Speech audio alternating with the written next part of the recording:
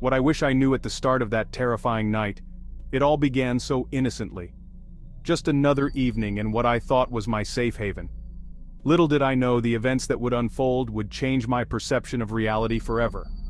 Things picked up at work, and I soon forgot about the strangeness surrounding the house. The eerie feeling that had been gnawing at me for weeks was pushed to the back of my mind as I immersed myself in my job. Clients called me constantly, and I landed multiple large contracts. Each call, each signature felt like a step closer to success, but also a step further away from the unsettling feeling that something was amiss at home. I was working around the clock but knew I'd be due a promotion once I returned to the office. The long hours and sleepless nights seemed worth it, but the toll it took on my body and mind was undeniable. My health started to suffer. The constant stress and lack of rest began to manifest in ways I couldn't ignore. I felt a shadow looming over me, both literally and figuratively. I'd forget to eat and sleep sometimes.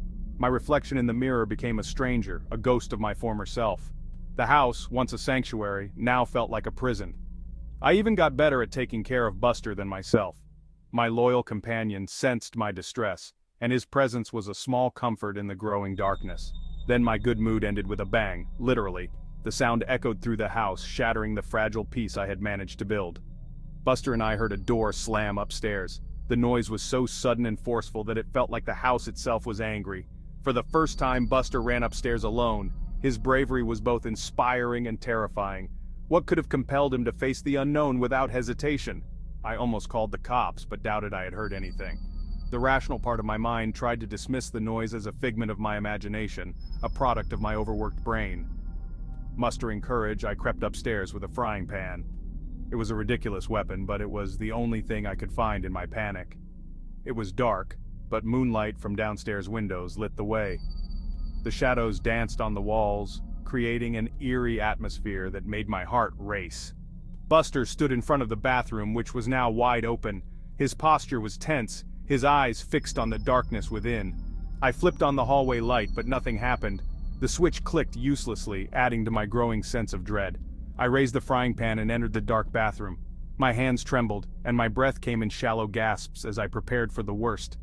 My eyes adjusted, revealing no one there, but I stepped into something sticky. The sensation sent a chill down my spine.